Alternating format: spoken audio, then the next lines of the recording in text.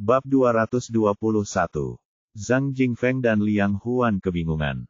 Mereka sama sekali tidak tahu apa yang dipikirkan Zhao Yu.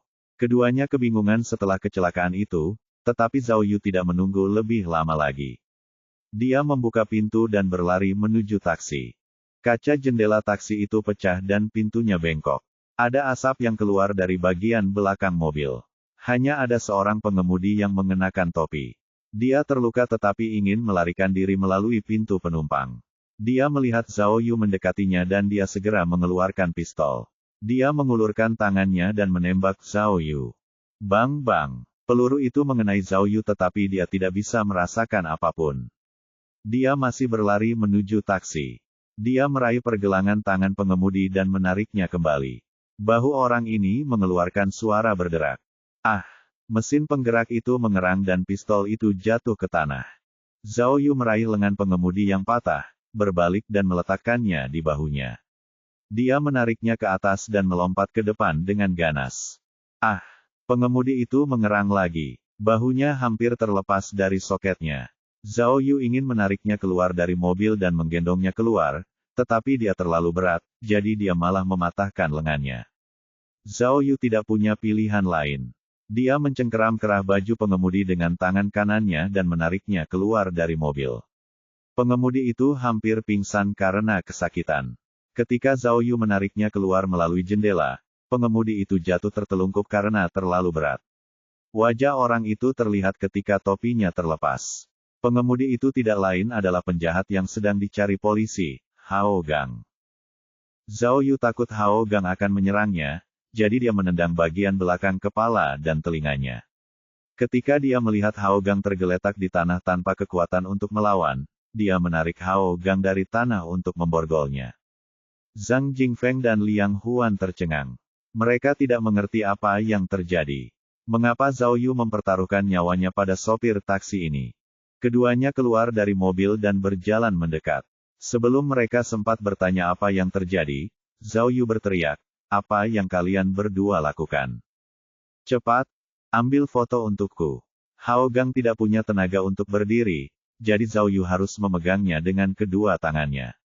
Dia mengambil beberapa foto dengan pose yang berbeda tetapi dia tidak puas. Dia mengambil sedikit darah dari wajah Hao Gang dan menyekannya di wajahnya sendiri. Baiklah, ini menunjukkan bahwa aku bertarung mati-matian dengan penjahat itu. Cepat, ambil foto sekarang. Zhang Jingfeng mengambil lebih dari 10 foto atas perintah Zhao Yu. Ia juga mencoba berbagai sudut dan pose. Setelah itu, Zhao Yu menyuruh Liang Huan untuk menelepon atasannya dan memberitahu mereka bahwa tersangka kasus Mianling, Hao Gang, telah ditangkap. Hao Gang. Ini Hao Gang. Zhang Jingfeng dan Liang Huan masih bingung. Namun, ketika mereka mengetahui bahwa dia adalah pelaku kasus Mianling, mereka berdua sangat gembira. Tidak heran Zhao Yu berkata dia akan membuat mereka kaya. Mereka akan diberi hadiah besar saat Hao Gang ditangkap. Hao Gang ini tampak seperti tidak memiliki lengan. Ia mengalami disorientasi hingga lumpuh, dan ada luka di seluruh wajahnya.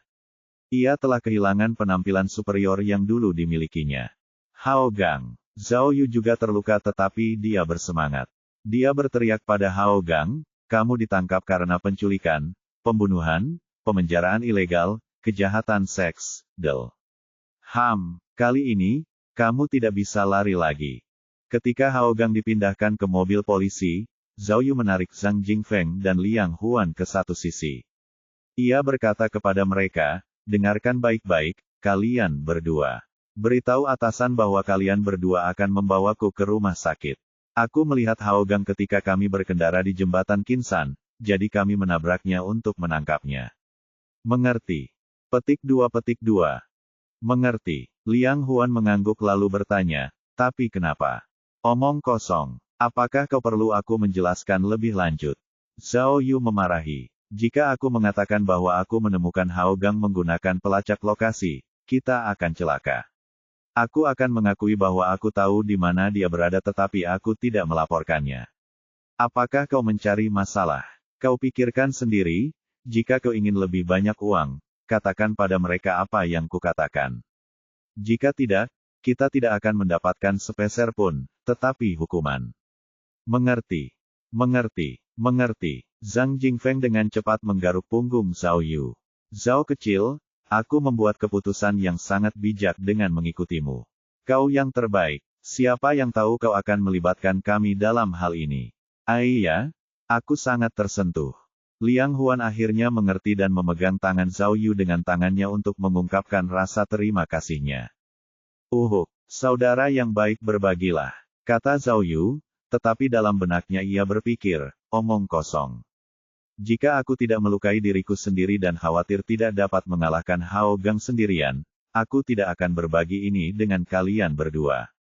Hao Gang akhirnya tetap ditangkap oleh Zhao Yu. Sama seperti polisi lain yang mengejar Hao Gang ke bandara, Zhao Yu sedang mengamati situasi langsung melalui kamera pengintai yang tak terlihat, dan mengetahui posisinya dari alat pelacak lokasi.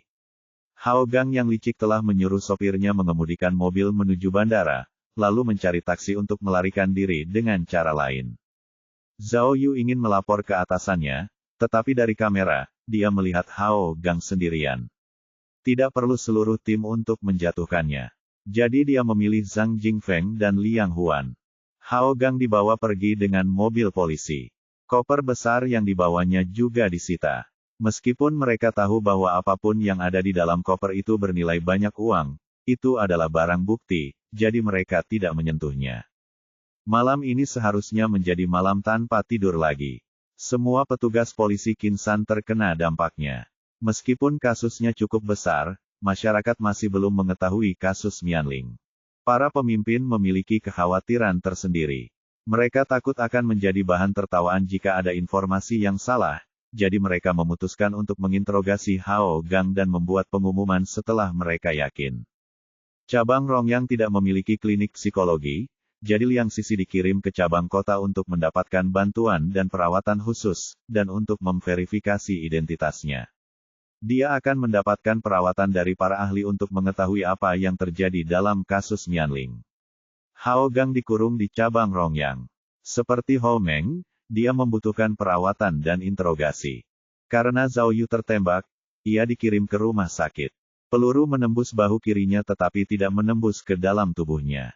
Dokter hanya perlu menghentikan pendarahan, mendisinfeksi luka, dan menjahitnya. Dokter meminta Zhao Yu untuk mengakui perbuatannya tetapi ia menolak. Ia segera pergi ke kantor polisi setelah mendapat jahitan untuk mencari tahu apa yang telah terjadi. Zhao Yu tidak tidur selama 2 malam, dan tubuhnya sangat lelah, tetapi kebenaran kasus Mianling akan segera terungkap.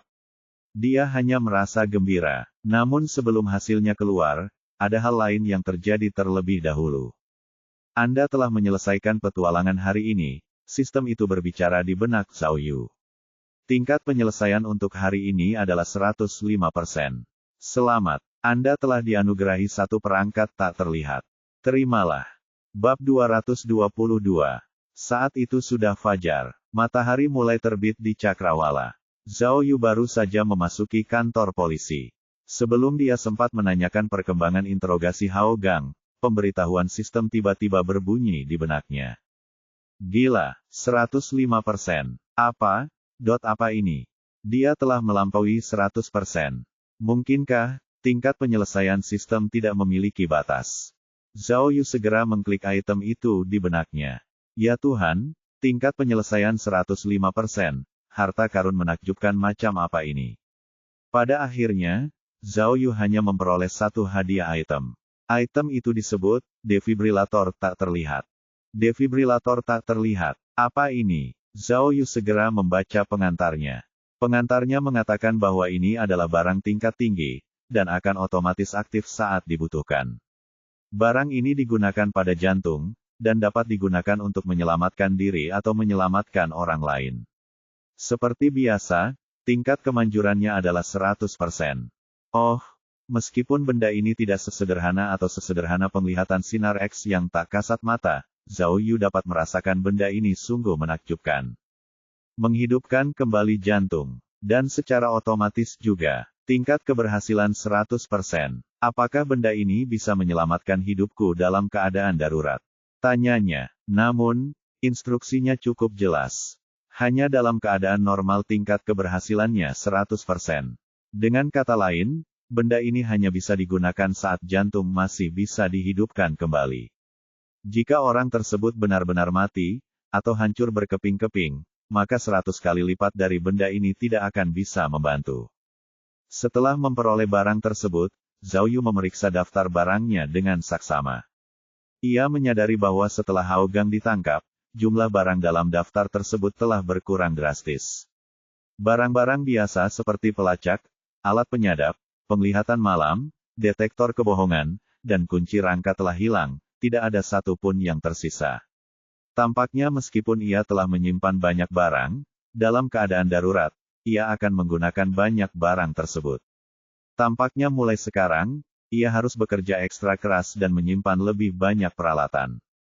Meskipun ia baru saja menyelesaikan petualangannya sehari sebelumnya, Zhao Yu tidak membuang waktu dan langsung membuka petualangan berikutnya. Kali ini, ia mendapatkan heksagram, Sengen. Heksagram, Sengen. Tampaknya hari ini statusnya akan meningkat dan dia akan lebih sukses dalam pekerjaannya. Tanda tanya, sebenarnya, melihat tingkat penyelesaian 105% yang sangat tinggi, Zhao Yu sudah mempersiapkan diri. Dengan tingkat penyelesaian yang begitu tinggi, ini pasti berarti bahwa Hao Gao adalah penjahat sebenarnya dari kasus Mianling. Secara teknis, dia sudah memecahkan kasus Mianling. Jadi, hari ini, kebenaran di balik kasus luar biasa yang telah membingungkan polisi Qinsan selama 26 tahun akhirnya dapat terungkap. Ketika kembali ke kantor, Zhao Yu melihat semua orang menatapnya dengan kaget dan kagum. Tak disangka orang ini bisa bertarung dengan sangat hebat saat terluka. Semangat seperti itu sungguh luar biasa. Kali ini, Zhao Yu, tanpa diragukan lagi, akan mendapat imbalan besar. Jika bukan karena penampilannya yang luar biasa, tidak seorang pun tahu berapa lama waktu yang mereka perlukan untuk memecahkan kasus Mianling. Setelah beberapa pertanyaan sederhana dari rekan-rekannya yang lain, Zhao Yu dengan cepat memberi isyarat kepada Zhang Jingfeng, Liang Huan, dan Li Beini, dan bertanya tentang kemajuan penyelidikan. Li Beini berkata bahwa kantor cabang kota telah mengumumkan berita tersebut. Karena denanya cocok, sekarang ada bukti konkret bahwa perempuan yang dikurung oleh Hao Gang sebenarnya adalah Liang Sisi, yang telah menghilang 26 tahun yang lalu. Namun para ahli berkata bahwa kondisi mental Liang Sisi sangat tidak stabil. Karena telah dikurung begitu lama, banyak kemampuan tubuhnya yang menurun. Ia tidak dapat lagi berinteraksi secara normal dengan orang lain. Jika mereka menginginkan informasi mengenai kasus Mianling darinya, mereka harus menunggu lama. Liang Huan memberitahu Zhao Yu bahwa markas besar telah memberikan perintah. Awalnya, perintah untuk menangkap Han Wenjun berjalan lancar. Han Wenjun ditangkap di rumahnya sendiri, dengan sedikit perlawanan. Namun setelah penangkapannya, Han Wenjun mengumumkan bahwa ia mengalami serangan asma hebat, sehingga memerlukan pil untuk meredakan gejalanya. Para penyidik yang bertanggung jawab atas penangkapan Han Wenjun tidak berpikir panjang, dan mengizinkannya meminum pil tersebut. Namun, pil tersebut mengandung racun sianida. Jelas Han Wenjun mencoba bunuh diri. Meskipun penyidik yang lebih berpengalaman telah berusaha sekuat tenaga untuk menghilangkan sebagian racun di mulutnya, racun itu masih berefek, dan Han Wenjun saat ini tidak sadarkan diri di rumah sakit, menjalani perawatan darurat. Dengan demikian, harapan untuk lebih memahami kasus Mianling dari Han Wenjun juga mustahil. Namun karena Han Wenjun telah mencoba bunuh diri, itu berarti dia menyembunyikan sesuatu. Orang ini kemungkinan besar adalah salah satu pelaku kasus Mianling. Dia telah lama menyiapkan racun untuk dirinya sendiri, jelas khawatir polisi akan menangkapnya suatu hari nanti. Jika memang begitu, maka satu-satunya cara untuk mengetahui kebenaran di balik kasus Mianling adalah dengan menginterogasi Hao Gang. Namun Hao Gang berpengalaman dengan dunia dan sangat licik. Sejak dia dibawa ke ruang interogasi, dia tidak mau mengakui apapun, hanya berbicara tentang lukanya yang menyakitkan dan ketidakmampuannya untuk mengingat apapun. Orang-orang yang bertanggung jawab atas interogasi Hao Gang adalah Liu Changhu, Mao Wei, dan Miao Ying. Ketiganya mencoba satu demi satu, dan mengerahkan segala cara, tetapi Hao Gang tetap menolak untuk mengakui apapun. Zhang Jingfeng memberitahu Zhao Yu bahwa bagian yang paling menyebalkan adalah pengacara yang disewa Hao Gang, Feng Chaoyang, telah tiba. Orang ini terkenal di dunia hukum. Begitu dia tiba, dia mengancam polisi, mengatakan bahwa kepolisian menyalahgunakan wewenang mereka, menuduh orang yang tidak bersalah, Del. Saat ini, dia berada di ruang interogasi untuk melindungi Hao Gang. Rupanya, pria itu sangat arogan, dan terus-menerus menekan polisi di ruang interogasi. Dia mengatakan bahwa Hao Gang terluka parah dan memerlukan perawatan darurat, dan melakukan berbagai upaya untuk membebaskan Hao Gang. Hal ini sama sekali tidak mengejutkan Zhao Yu. Ia sudah menduga situasi seperti ini. Kasus Mianling adalah kasus pembunuhan. Jika Hao Gang mengakui keterlibatannya, ia pasti akan mati. Jadi Hao Gang pasti berjuang sekuat tenaga. Tidak diragukan lagi ia akan mengambil risiko apapun, meskipun hanya ada sedikit harapan. Demikian pula, karena Zhao Yu sudah menduganya, dia jelas punya rencana untuk mengatasinya. Dia segera menarik Zhang Jingfeng ke samping. Zhang, aku butuh beberapa barang. Tolong carikan secepatnya. Pertama, aku butuh rekam medis Hao Jiajun. Hao Jiajun, rekan satu timnya terkejut. Ya, Zhao Yu memberikan nomor telepon Hao Jiajun kepada Li Beini. Dia berkata, Beini, aku ingin kau melacak nomor itu dan melihat di mana Hao Jiajun berada. Tunggu, Li Beini sangat cerdas dan segera menyadari kemungkinan itu. Dia bertanya dengan sedikit khawatir, Senior, apakah kamu ingin menggunakan Hao Jiajun? Menggunakan putranya sebagai alat tawar-menawar. Kata-kata Li Beini membuat Liang Huan merinding, yang langsung menolak. Tidak, itu tidak diperbolehkan. Zhao, kita tidak bisa menggunakan kekerasan untuk melawan kekerasan. Itu akan berakhir dengan penculikan. Hehehe, Zhao Yu tersenyum lembut. Jangan khawatir, aku tahu itu. Terakhir kali, aku hampir dipecat karena mencoba menangkap Hao Meng. Bagaimana mungkin aku melakukannya lagi kali ini? Kita ini polisi, bagaimana mungkin kita berakhir menjadi penculik? Lalu, rekan satu timnya tiba-tiba menjadi lebih bingung. Apa yang sedang kalian rencanakan? Hehehe, kalian benar-benar tidak mengerti. Zhao Yu tertawa licik saat berbicara kepada Liang Huan. Liang, kudengar kau dulunya bagian dari Departemen Pemalsuan, dan tahu cara memalsukan dokumen. Bisakah kau membantuku memalsukan diagnosis dokter? Tidak masalah, janji Liang Huan. Jika kamu benar-benar bisa memaksa Hao Gang untuk mengaku, aku bahkan bisa memberimu diagnosis yang sebenarnya.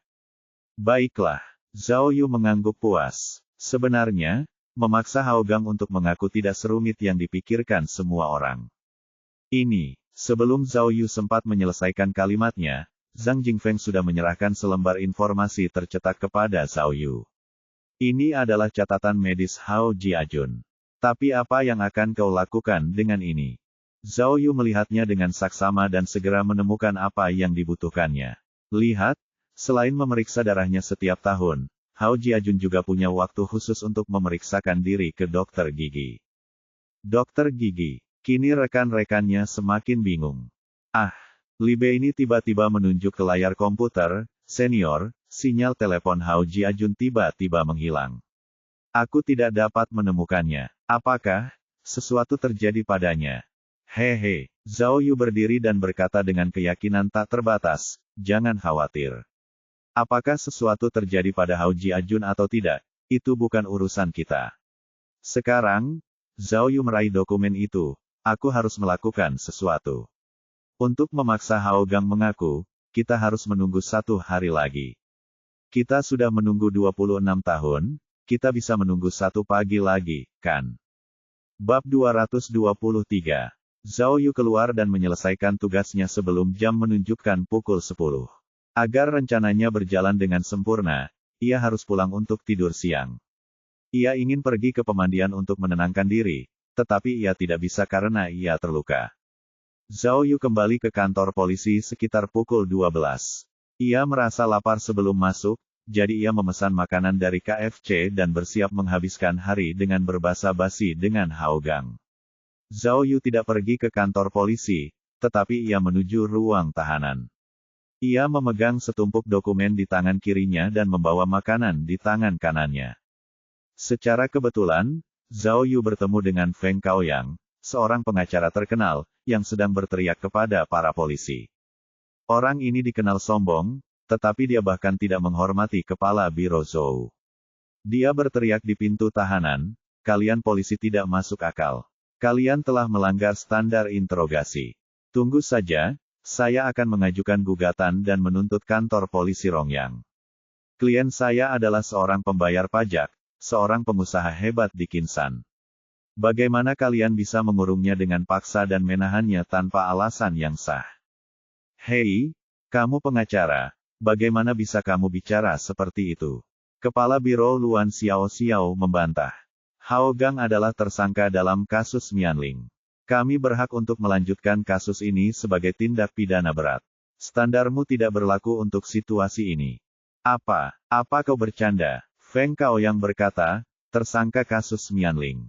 Apa aku salah dengar? Mana buktinya? Tunjukkan padaku buktinya. Kalau kau tidak punya, ini pencemaran nama baik.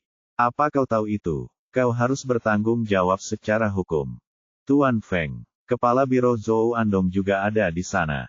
Ia tampak sedikit cemas dan berteriak kepada pengacara, telah diverifikasi bahwa wanita yang ditahan secara ilegal adalah korban hilang dari kasus Mianling, Liang Sisi. Bukankah itu bukti? Oh, kumohon. Feng Kaoyang mengejek, klienku tidak mengenal Liang Sisi. Oke. Sudahkah kau memeriksanya dengan saksama? Liang Sisi ditahan di kantor CEO Hao, tetapi tidak ada bukti yang menunjukkan bahwa Liang Sisi ditahan oleh CEO.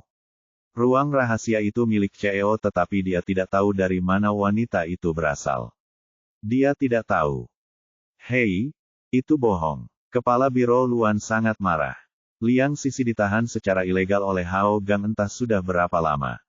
Apa kau pikir kau bisa lolos begitu saja dengan, aku tidak tahu. Hao Gang bersalah sampai terbukti sebaliknya. Dia punya senjata, menculik, dan mencoba membunuh polisi kita. Itu tidak bisa disangkalnya. Apa-apaan ini? Teriak Feng Kaoyang, jadi begini cara kalian polisi bekerja. Menghukum orang sesuka hati tanpa mencari kebenaran.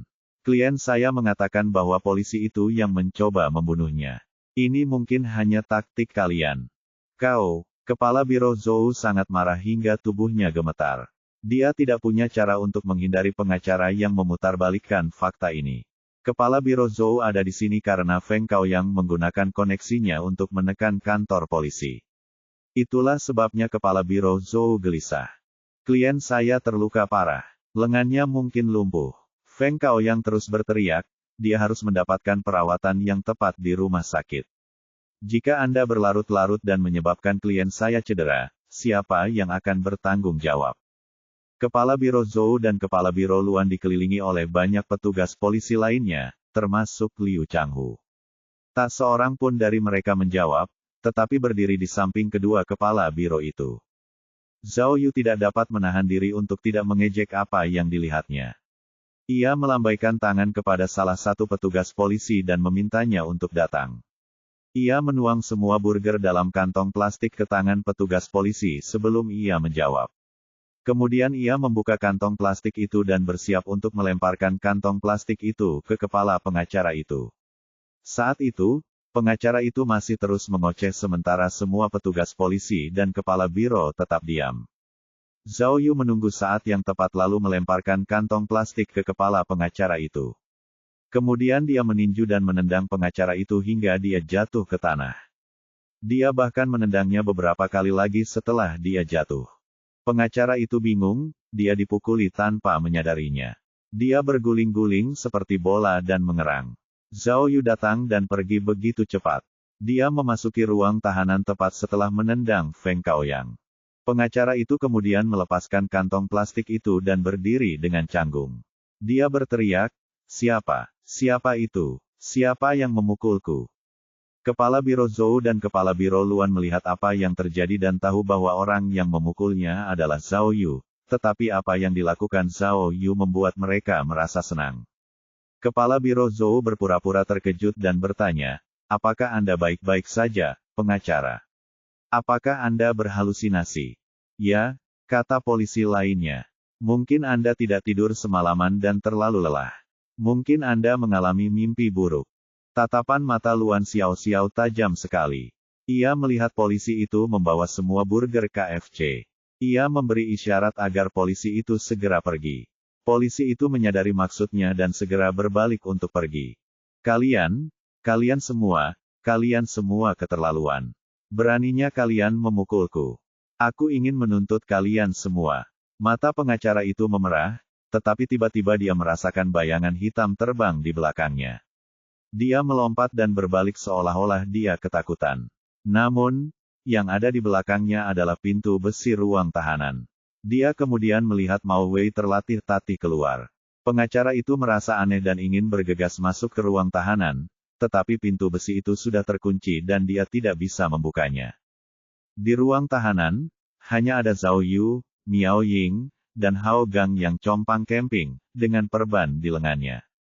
Zhao Yu bermaksud untuk membuat Miao Ying pergi juga, tetapi Miao Ying tahu perilakunya, jadi dia khawatir Zhao Yu akan melakukan kerusakan yang tidak dapat diperbaiki. Dia bersikeras untuk tetap tinggal. Setelah diinterogasi semalaman, Miao Ying tampak kelelahan. Hao Gang juga tampak lelah. Namun, Zhao Yu telah beristirahat sehingga ia sangat bersemangat.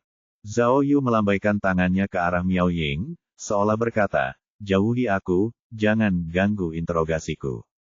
Miao Ying menatapnya tajam, tetapi dia memahami keahlian Zhao Yu dalam hal ini, jadi dia pergi ke sisi lain dengan tenang. Tidak ada yang suka bertemu musuh. Hao Gang melihat bahwa orang yang baru saja masuk adalah petugas polisi yang telah membuat kekacauan di gedung perusahaan Rongtian malam sebelumnya, dan dia bahkan telah mematahkan lengannya. Dia gemetar karena marah. Zhao Yu berjalan mendekati Hao Gang, namun dia melihat kamera masih menyala jadi dia berjalan melewatinya dan mematikannya. Hao Gang. Zhao Yu berjalan ke arah Hao Gang dan berkata dengan tenang, "Untuk menghemat waktu, aku akan membuatnya singkat. Izinkan aku memberitahu kalian kabar baik. Han Wenjun minum racun untuk bunuh diri. Meskipun dia belum mati, itu tidak ada harapan. Kurasa rekan-rekanku yang menginterogasimu sebelumnya tidak memberitahumu itu, kan?" Apa yang dikatakan Zhao Yu telah menarik perhatian Hao Gang. Miao Ying terkejut dan menjabat tangannya ke arah Zhao Yu. Jelas bahwa Miao Ying berkata, "Bagaimana kamu bisa memberitahu Hao Gang tentang hal itu? Jika dia tahu bahwa Han Wenjun bunuh diri, dia tidak akan takut. Itu tidak akan ada gunanya untuk interogasi." Zhao Yu tidak peduli dan berbisik ke telinga Hao Gang, "Bos Hao. Han Wenjun pikir dia bisa mati saja dan melarikan diri dari ini. Namun pada kenyataannya, apakah Han Wenjun hidup atau mati, putra dan cucunya tidak dapat melarikan diri. Mereka semua dalam masalah besar." Bab 224. Kata-kata Zhao Yu menusuk Hao Gang seperti tombak, tubuhnya tiba-tiba sedikit gemetar. Pada saat yang sama, ekspresi Miao Ying juga berubah. Selain kaget, ada juga sedikit khawatir. Dia khawatir Zhao Yu akan sekali lagi menggunakan beberapa metode yang tidak lazim, bahkan mungkin melanggar hukum. Namun, Hao Gang memang berpengalaman dalam hidup. Setelah kaget awalnya, dia dengan cepat menjadi tenang. "Hehe," Zhao Yu tertawa. Tawanya sangat jahat. Dia segera mengeluarkan sebuah foto dan menunjukkannya kepada Hao Gang. Di foto itu ada seorang gadis yang tersenyum cerah. "Bos Hao, nama gadis ini adalah Liang Suhan. Kenapa dia terlihat begitu familiar?" Zhao Yu sengaja melambaikan foto itu di depan Hao Gang dan melanjutkan, "Saat Liang Suhan diculik, dia berusia 12 tahun, di kelas 6. Anak ini selalu rajin belajar dan sopan. Jika dia masih hidup sekarang, dia pasti akan menjadi puncak negara ini." Sayang sekali. Zhao Yu menghela napas, lalu melirik Hao Gang dengan dingin. "Tapi inti dari pidatoku bukanlah gadis itu, tapi ayahnya." Ketika Zhao Yu mengatakan itu, Hao Gang tampaknya telah memahami sesuatu. Dia tampak semakin tercengang, seolah-olah Zhao Yu telah menemukan kelemahannya. Namun Miao Ying semakin bingung. Apa sebenarnya yang ingin dilakukan Zhao Yu? "Liang Wangan, kau pasti tahu nama ini, kan?" Zhao Yu tersenyum tipis. "Liang Wangan sama kaya dirimu. Kalian berdua bahkan pernah bekerja sama sebelumnya, cek-cek. Kau pasti tahu orang macam apa Liang Wangan sekarang. Latar belakangnya pasti tidak bersih. Kalau dia tahu kau adalah penculik kasus Mianling, pembunuh putrinya, dan kau juga tidak mau mengaku, Wah, aku tidak sabar menantikannya. Kau, apa yang kau coba lakukan? Ekspresi Hao Gang sedikit berubah. Liang Wangan berusia 37 tahun ketika ia akhirnya memiliki Liang Suhan, anak tunggalnya, hartanya, putrinya. Meskipun Liang Suhan menghilang, Liang Wangan menikah lagi berkali-kali, ia tidak pernah memiliki anak lagi. Semua kekayaannya hanya bisa diwariskan kepada keponakannya. Jika itu kamu, tidakkah kamu akan bersedih? Kata-kata Zhao Yu seperti pisau tajam, memotong perlawanan Hao Gang. Bos Hao, jika Liang Wangan tahu kamu adalah pembunuh putrinya, apa yang akan dia lakukan? Setelah mengatakan hal itu, Zhao Yu mengeluarkan hasil diagnosa dokter yang disiapkan Liang Huan untuknya dan menyerahkannya kepada Hao Gang. Bos Hao, Liang Wangan sudah berusia 75 tahun ini. Sayangnya, dia menderita penyakit yang tidak dapat disembuhkan dan akan segera meninggal. Saya rasa dia tidak punya kesabaran untuk menunggu vonis resmi. Dia akan membuang semua kekayaannya dan memberimu pelajaran, mata ganti mata. Setelah perkataan Zhao Yu, semua orang terdiam. Miao Ying memahami pendekatan Zhao Yu, tetapi tidak percaya bahwa Zhao Yu hanya bisa mengandalkan Liang Wangan untuk memaksa Hao Gang mengaku. Ternyata, dia benar. Hao Gang mengabaikan Zhao Yu begitu saja, menolak untuk mengatakan sepatah kata pun. Zhao Yu tertawa lagi. Bos Hao benar-benar licik dan licik dengan kebijaksanaan tak terbatas. Tadi malam, apakah kau pikir kau sudah mengurus semuanya? Putramu disembunyikan. Tahukah kau, aku sudah mengenal Hao Jiajun sejak lama. Saat itu, aku selalu curiga jika Hao Jiajun benar-benar putramu. Mendengar ini, Hao Gang dan Miao Ying sama-sama mengangkat kepala. Alis mereka terangkat karena terkejut. Tetapi kenyataannya, dia benar-benar putramu. Zhao Yu mengganti topik pembicaraan. Alasan mengapa aku tidak bisa mengerti adalah karena meskipun kau melakukan sesuatu yang sangat buruk, kau seharusnya bisa membayangkan betapa buruknya jika putramu diculik. Jadi, kau seharusnya menempatkan banyak pengawal di sekitar Hao Jiajun. Namun, setiap kali aku melihatnya, bahkan selama aksi bom itu, dia selalu sendirian. Inilah alasan kecurigaanku yang mendalam. Kamu, apa yang ingin kamu katakan? Hao Gang sedikit gelisah. Belakangan aku menyadari bahwa kau pasti punya semacam perlindungan untuk Hao Jiajun. Zhao Yu tertawa. Dulu aku bekerja untuk seseorang dalam bisnis semacam ini. Aku tahu cara memasang GPS tercanggih pada seorang anak. Bahkan jika anak itu diculik, mereka akan tahu lokasinya secara langsung. Jadi dengan cara ini, keselamatan anak itu dapat dijamin dengan mudah. Jadi, pikirku, apakah kau melakukan itu pada Hao Jiajun? Zhao Yu tiba-tiba mengeluarkan sebuah foto. Ding ding ding. Ternyata tebakanku benar. Kau menggunakan metode yang paling klasik, giginya. Catatan medis Hao Jiajun menunjukkan bahwa ia secara berkala pergi ke dokter gigi. Sejak berusia 16 tahun, ia tidak pernah berhenti, dan sangat teratur. Hehehe, ternyata bukan karena dia harus memeriksa giginya, tapi untuk mengganti GPS di dalam giginya. Zhao Yu lalu menyerahkan satu set dokumen kepada Hao Gang. Aku sudah bertanya kepada dokter, dan sepanjang perjalanan, menemukan sumber GPS Hao Jiajun. Sekarang saatnya untuk keajaiban. Zhao Yu mengeluarkan ponselnya sendiri dan menyalakan perangkat lunak pelacak, lalu menunjuk ke posisi yang berkedip. Ini adalah posisi putra Anda secara langsung. Ini cukup canggih, bahkan lebih baik daripada yang dimiliki polisi. Lihat, putra Anda bahkan tidak meninggalkan Kinsan. Di mana ini? Jalan Bai Sui, tidak ada yang istimewa. Mengapa Anda menyembunyikannya di sana? Melihat pelacak GPS milik Zhao Yu, Hao Gang menjadi kaku. Matanya yang merah melotot saat dia menatap Zhao Yu, ekspresinya semakin berubah saat dia gemetar. Wah, Zhao Yu menghela napas dan mengetuk beberapa kali pada perangkat lunak, lalu meletakkan telepon di depan Hao Gang. Dia berkata, Hao Gang, dengan ketukan jariku, posisi putramu secara langsung akan dikirim ke Liang Wangan.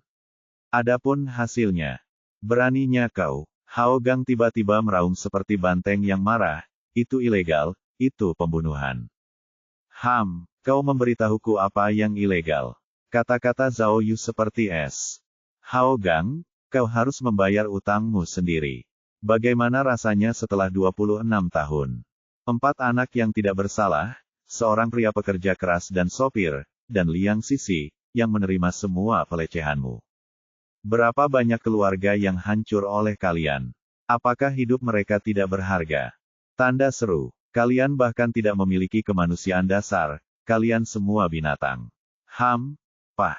Zhao Yu meludahi wajah Hao Gang, lalu berteriak, mengapa aku tidak berani? Putramu adalah putra yang baik, jadi bagaimana dengan yang lain? Aku pikir, Liang Wangan tidak hanya akan dengan senang hati mengatur pemakaman untuk putramu bersama putrinya, tetapi banyak keluarga lain juga akan senang melihatnya. Tidak hanya itu, tetapi mereka juga akan senang melihat Hao Jiajun meninggal. Hao Gang, Zhao Yu sekali lagi meraung marah, seolah mencapai klimaks emosinya. Putramu sudah tamat, dan ingatlah bahwa itu semua karenamu. Zhao Yu mengangkat ibu jarinya, hendak menekan tombol. Tunggu. Tidak. Pada klimaksnya, seolah-olah dia akan meledak, Hao Gang tidak dapat menahannya lagi dan berteriak dengan panik, polisi. Aku mohon, jangan. Aku hanya punya satu putra. Putraku, dia tidak bersalah. Air mata Hao Gang mengalir di wajahnya saat dia terisak-isak. Baiklah, jika pengakuanku akan menyelamatkan putraku, kumohon. Bab 225. 27 tahun yang lalu pada suatu malam musim gugur. Di halaman belakang sebuah rumah sederhana, Hao Gang menyiapkan hidangan untuk makan dan minum bersama rekan-rekannya Han Wenjun dan Gao Yang. Putra Hao Gang, Hao Jiajun, berusia 1 bulan. Makanan ini untuk merayakan bulan pertama kehidupan putranya. Meskipun itu adalah acara yang membahagiakan, suasana di meja makan benar-benar menyedihkan. Istri Hao Gang, Jun, baru-baru ini didiagnosis menderita anemia aplastik, suatu bentuk leukemia. Itu adalah hukuman mati. Saudara Gang, Gao yang bisa saja berkata sedih kepada Hao Gang dan menyarankan, mengapa kita tidak mencari uang dan membawa Jun ke rumah sakit di kota. Siapa tahu, mungkin ada obatnya. Hao Gang meneguk anggurnya dan meratap.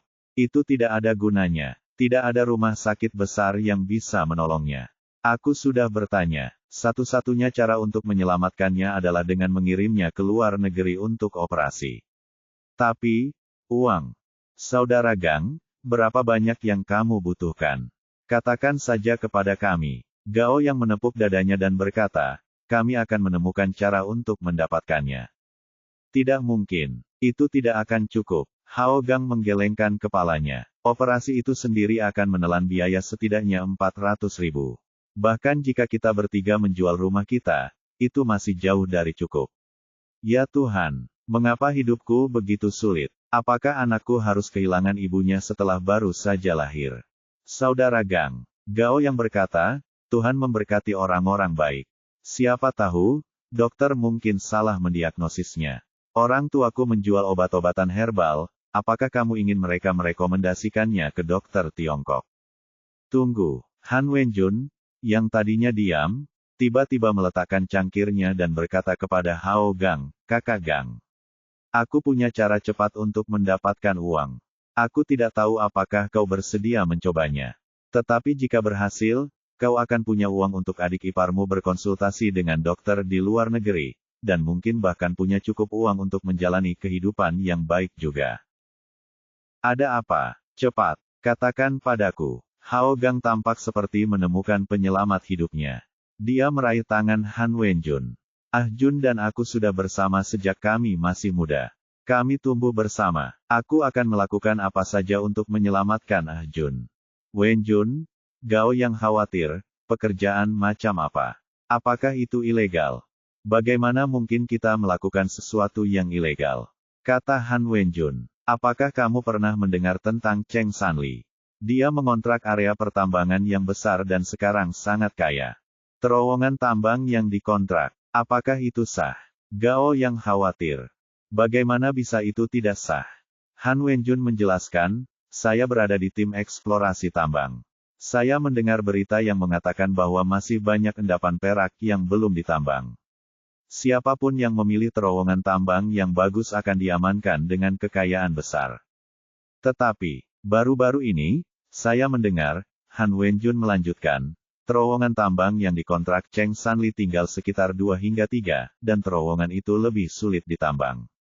Mereka perlu mengimpor mesin baru untuk menambangnya. Cheng Sanli sudah mendapatkan cukup banyak, dan menurutnya itu terlalu rumit, jadi dia mengumumkan bahwa dia akan mengontraknya kepada siapapun yang ingin mengambil alih terowongan tambang. Saya dapat dengan mudah menghubungi mereka. Kakak Gang, modalnya lebih banyak, tapi begitu kamu menambang perak, bukan hanya kakak ipar yang akan selamat, tapi kita bertiga juga akan kaya. Han Wenjun mengakhiri. Hao Gang bertanya, berapa modal awalnya? Biaya kontraknya setidaknya 50.000, dan mesinnya sekitar 50 hingga 60.000 lagi. Jawab Han Wenjun. Begitu banyak, kita tidak punya cukup. Gao yang merasa kesulitan. Lakukan saja, kata Hao Gang tegas. Demi menyelamatkan Ah Jun, aku akan mempertaruhkan segalanya. Aku bisa saja menjual rumah ini. Baiklah kalau begitu. Gao yang mengangguk. Aku juga akan meminjam uang dari orang tuaku. 4 bulan kemudian di wilayah pertambangan Yinpan. Hao Gang dan 2 orang lainnya mengalami banyak kesulitan dan akhirnya mendapatkan mesin tersebut. Mereka mulai menambang terowongan yang telah mereka kontrak dari Cheng Sanli. Setelah lebih dari 10 hari menambang, ada kabar baik. Mereka benar-benar beruntung. Mereka telah menemukan deposit perak yang sangat besar dan langka. Setelah berhasil ditambang, mereka bisa meraup untung jutaan. Hao Gang sangat gembira. Dia berlutut dan menangis. Dia bergumam, Ah Jun terselamatkan. Namun, ketika Cheng Sanli mendengar hal ini, ia diliputi keserakahan. Cheng Sanli membawa orang-orang untuk menyerbu area pertambangan, merobek kontrak, dan menolak untuk mengakui kontrak mereka. Hao Gang dan 2 orang lainnya kesal dan ingin bernegosiasi dengan Cheng Sanli, tetapi Cheng Sanli adalah orang yang berkuasa. Dia menghajar mereka bertiga dan mengembalikan biaya kontrak dan biaya impor mesin. Namun, Hao Gang sudah menjual rumahnya saat itu. Trofi itu ada di depannya, tetapi dia bertemu dengan Cheng Sanli, orang yang licik. Hao Gang mencari berbagai cara untuk membahas persyaratan dengan Cheng Sanli, tetapi dia gagal total. Saat itu, berita buruk datang. Istrinya meninggal karena pecahnya pembuluh darah otak, dan dokter gagal menyelamatkannya. Hao Jiajun kemudian kehilangan ibunya pada usia 1 tahun. Sejak istrinya meninggal, Hao Gang merasa benar-benar putus asa. Benih kebencian telah tertanam dalam dirinya. Sejak saat itu, dia hanya punya satu pikiran, membalas dendam pada Cheng Sanli, atas nama istrinya. Maka Hao Gang mengirim putranya ke rumah saudara jauhnya. Kemudian ia bekerja sama dengan Han Wenjun dan Gao Yang dan bersiap untuk bertarung sampai mati dengan Cheng Sanli. Semua uang Han Wenjun dan Gao Yang telah diambil oleh Cheng Sanli juga. Mereka terpojok dan mereka membencinya. Ketiganya menyusun rencana untuk menculik Cheng Sanli dan meminta tebusan yang sangat besar dari keluarganya. Ketiganya meneliti kehidupan sehari-hari Cheng Sanli, dan berencana untuk bertindak saat dia dalam perjalanan kembali ke kota Mafang.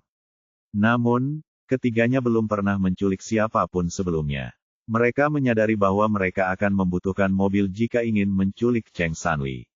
Namun, ketiganya tidak tahu cara mencuri mobil, dan mereka tidak punya uang. Jadi pada akhirnya, mereka memutuskan untuk mencuri mobil saja. Mereka berada di jalan raya dekat kota Mianlin. Mereka masuk ke terowongan Hujia dan bersembunyi, menunggu untuk mencuri mobil. Mereka tidak melihat mobil lain selain mobil van merah yang dikendarai Niu Wei Guang. Ketiganya mengenakan topeng. Ketika Niu Wei Guang melewati terowongan, mereka menghentikan mobil dan menyerbu masuk sambil membawa pisau. Gao Yang adalah orang pertama yang masuk ke dalam mobil. Karena ini adalah pertama kalinya dia merampok orang, dia agak gugup. Dia berteriak di dalam mobil, menyuruh semua orang untuk turun. Namun, sesuatu yang membuatnya putus asa terjadi.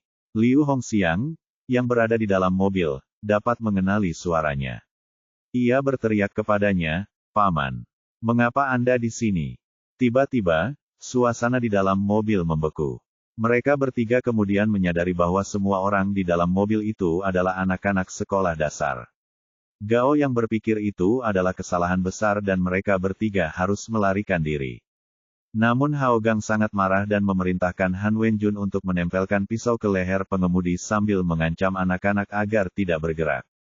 Kemudian mobil van itu mulai bergerak di bawah komando Hao Gang. Bab 226. Dalam perjalanan menuju tempat penculikan, Niu Weiguang memohon kepada Hao Gang dan yang lainnya. Ia mengatakan bersedia memberikan mobilnya sendiri kepada mereka, dan berjanji tidak akan mengatakan apapun kepada siapapun. Ia memohon agar mereka melepaskan anak-anak itu. Namun karena Liu Hongxiang telah mengenali Gao Yang, bagaimana mungkin Hao Gang melepaskan mereka? Jika Liu Hongxiang pergi dan memberitahu orang dewasa, maka tamatlah riwayat mereka. Sebenarnya, saat itu, mereka bertiga sama-sama bingung dan kehilangan arah. Tak seorang pun dari mereka tahu harus berbuat apa. Tanpa jalan keluar, mereka bertiga hanya bisa melanjutkan rencana awal mereka. Ketiganya pertama-tama memaksa Niu Weiguang untuk pergi ke sebuah pabrik mobil terbengkalai tempat Gao yang sebelumnya bekerja. Saat itu, di luar sudah gelap, jadi tak seorang pun melihat mereka. Ketiganya terlebih dahulu mempersiapkan segalanya. Mereka menyemprot cat ke seluruh mobil, mengubah van merah menjadi kuning, lalu memasang pelat nomor palsu. Ini semua adalah ide Hao Gang. Hao Gang sebelumnya adalah seorang polisi. Meskipun ia belum pernah melakukan sesuatu yang ilegal sebelumnya, ia memiliki firasat kuat tentang cara menghindari penangkapan. Namun, setelah mereka menyemprot cat pada van itu, Gang Yang dan Hao Gang bertengkar hebat. Pertengkaran itu hampir meningkat menjadi perkelahian. Gang Yang dengan keras kepala berpendapat bahwa karena target mereka adalah Cheng Sanli, mereka harus melepaskan anak-anak itu. Namun, Hao Gang juga sama keras kepalanya. Ia berkata bahwa jika mereka melepaskan para sandera itu, rencana mereka akan hancur. Mereka tidak hanya tidak akan mendapatkan apa-apa, tetapi mereka juga akan hidup dalam pelarian. Namun, saat keduanya berdebat, Han Wenju yang lebih setuju tiba-tiba menghentikan mereka dan mengusulkan ide yang berani. Dia berkata karena semuanya sudah seperti ini, mengapa mereka tidak mengubah rencana semula saja? Semua anak ini adalah anak dari keluarga kaya di Mianling. Mengapa mereka tidak mengabaikan Cheng Sanli untuk saat ini dan menculik anak-anak itu, lalu meminta tebusan kepada orang tua mereka? Hao Gang tiba-tiba menyadari bahwa ini adalah suatu kemungkinan, tetapi Gao Yang tetap menolak, dengan mengatakan bahwa ia tidak dapat menculik keponakannya sendiri dan memeras sepupunya. Bagaimana ia dapat melakukan sesuatu yang menjijikkan seperti itu? Selain itu, apa yang akan terjadi setelah mereka mendapatkan uang tebusan? Apa yang akan mereka lakukan dengan anak-anak tersebut? Haruskah mereka dibebaskan atau tidak? Han Wenjun segera menenangkan Gao Yang, dengan mengatakan bahwa mereka hanya melakukan ini demi uang dan tidak akan ada yang terluka. Begitu mereka mendapatkan uang tebusan, mereka bisa melarikan diri, pergi ke tempat lain, mengganti nama, dan hidup bahagia. Hao Gang juga mencoba membujuk Gao Yang, dan Gang Yang akhirnya setuju.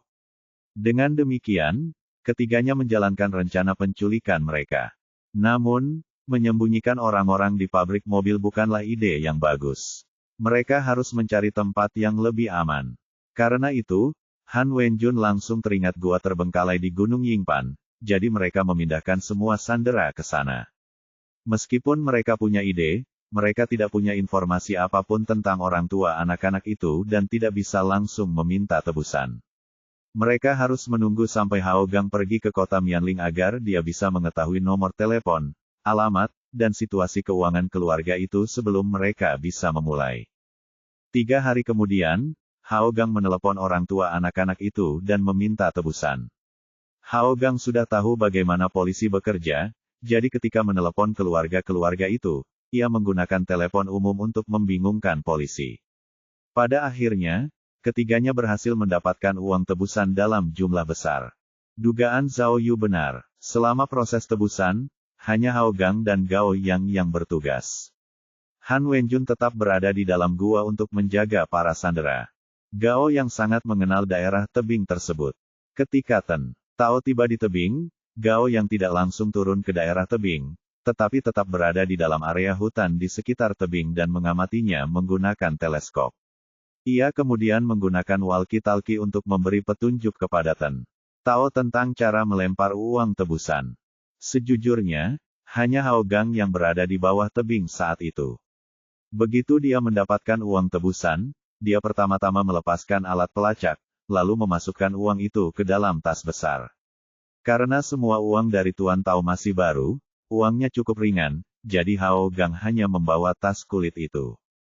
Sekarang adalah bagian terbaiknya. Secara logika, dengan begitu banyak uang yang dimilikinya, mustahil bagi Hao Gang untuk melarikan diri dari para polisi yang sedang mencarinya. Namun, Hao Gang yang licik telah mempersiapkan diri sebelumnya. Begitu ia memperoleh uang, ia langsung membawanya ke lereng gunung tempat Gao yang berada. Ia kemudian menggunakan tali yang dibawanya dan membawa uang tersebut ke atas gunung.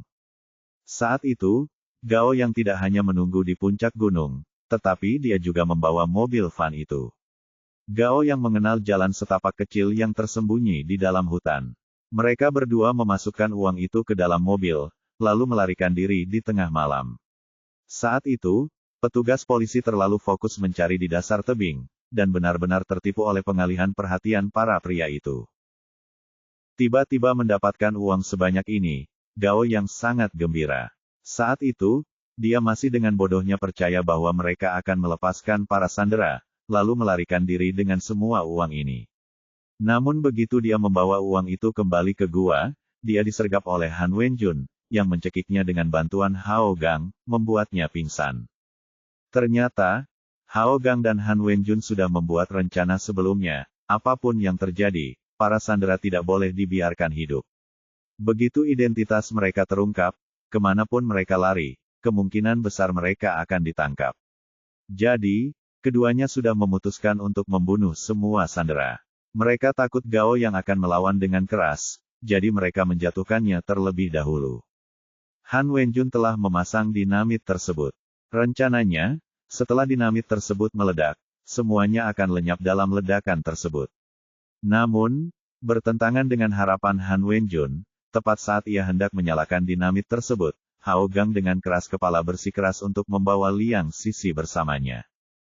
Han Wenjun sama sekali tidak mengerti. Membiarkan sandera hidup-hidup, bukankah itu berarti semua kerja keras mereka akan sia-sia? Namun Hao Gang bersikeras. Dia berbohong kepada Han Wenjun, mengatakan bahwa anak itu terlalu kecil dan dia punya cara lain untuk menghadapinya. Sebenarnya, alasan Hao Gang mengajak Liang Sisi bersamanya adalah karena alasan pribadi. Liang Sisi terlalu mirip dengan istri Hao Gang. Hao Gang dan istrinya Jun tumbuh bersama. Liang Sisi di depannya tampak hampir persis seperti Jun saat dia masih muda. Tidak hanya penampilannya, bahkan tahi lalat kecil mereka pun hampir persis sama. Kematian Jun membuat Hao Gang menjadi hampa, tetapi sejak melihat gadis kecil itu, hasrat baru muncul dalam dirinya. Melihat Hao Gang begitu gigih, Han Wenjun tidak bisa berbuat apa-apa, dan membiarkan Hao Gang membawa Liang Sisi pergi. Saat itu, semua sandera diikat dan ditutup matanya. Hingga Han Wenjun mulai menyalakan dinamit, anak-anak itu masih percaya bahwa mereka akan keluar hidup-hidup. Mereka tidak tahu bahwa Hao Gang dan Han Wenjun yang jahat tidak berniat membiarkan mereka hidup-hidup. Namun, Niu Wei Guang sudah dewasa. Ketika mendengar suara mendesis dinamit, secara naluriah ia tahu ada yang tidak beres. Ia tiba-tiba melompat, mencoba melarikan diri. Namun, secara kebetulan, ia menabrak Hao Gang. Saat itu, Hao Gang masih memegang tas kulit Tuan Tao. Saat terbentur, tas dan Hao Gang jatuh ke tanah. Meskipun Niu Wei Guang tertahan, ia sangat kuat. Hao Gang sama sekali tidak bisa bergerak di bawah Niu Wei Guang.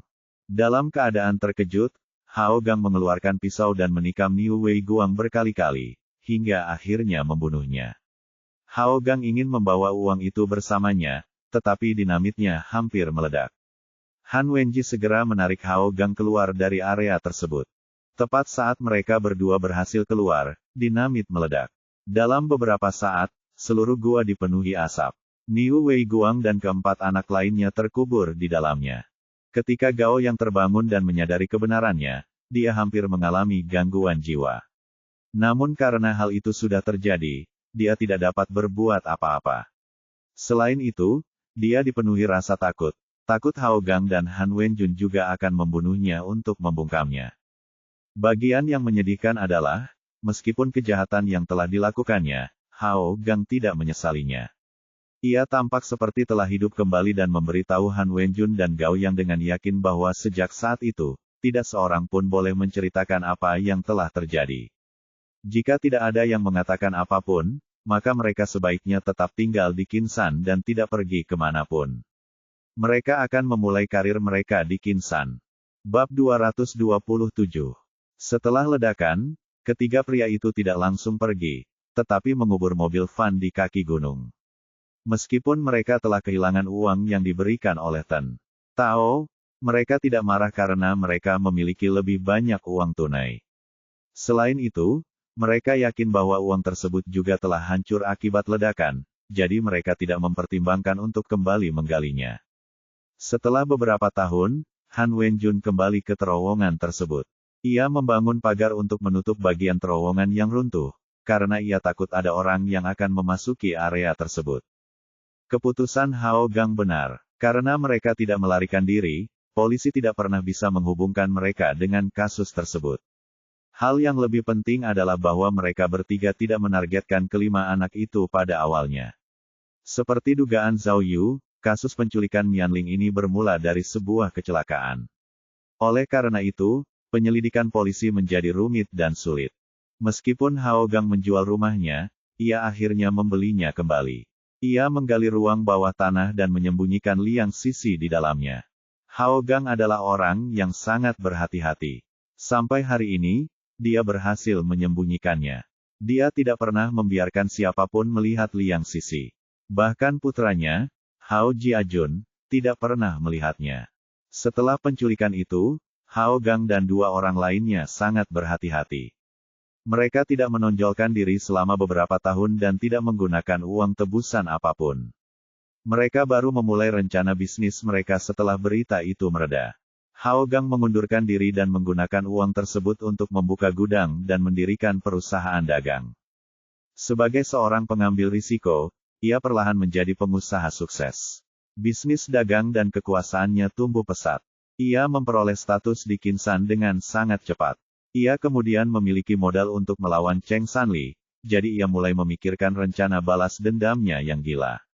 Ia menggunakan segala macam cara untuk menyiksa Cheng Sanli, berapapun biayanya, hingga ia berakhir dengan kehidupan yang menyedihkan. Cheng Guangming tidak salah ketika mengatakan bahwa Hao Gang adalah orang yang kejam. Hao Gang benar-benar telah memerintahkan seseorang untuk memperkosa putri Cheng Sanli. Dan jika Cheng Sanli tidak menyembunyikan Cheng Guangming, putranya juga akan diburu, dibunuh atau dilumpuhkan.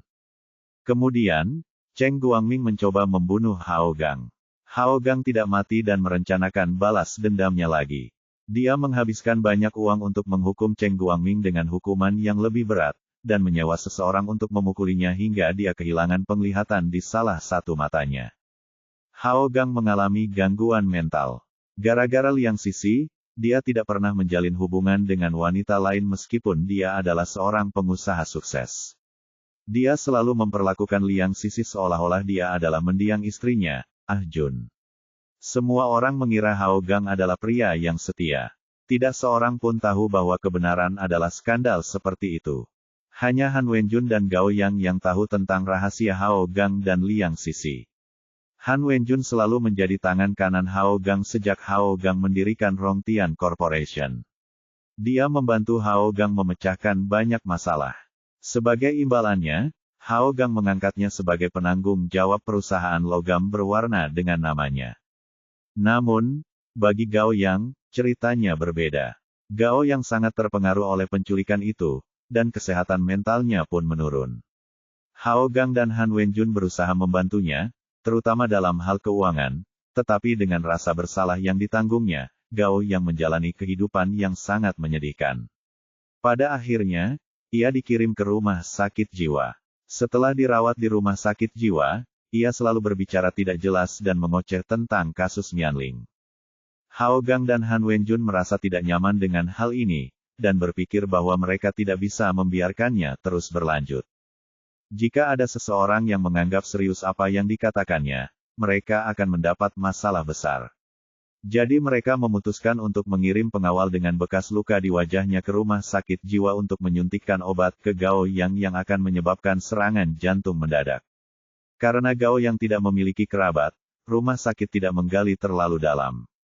Hao Gang kemudian diam-diam mengatur agar Gao Yang dimakamkan. Dengan kematian Gao Yang dan tahun-tahun yang telah berlalu, Hao Gang merasa lebih baik dan berpikir bahwa rahasianya akan aman selama sisa hidupnya. Namun, Tuhan membuka matanya.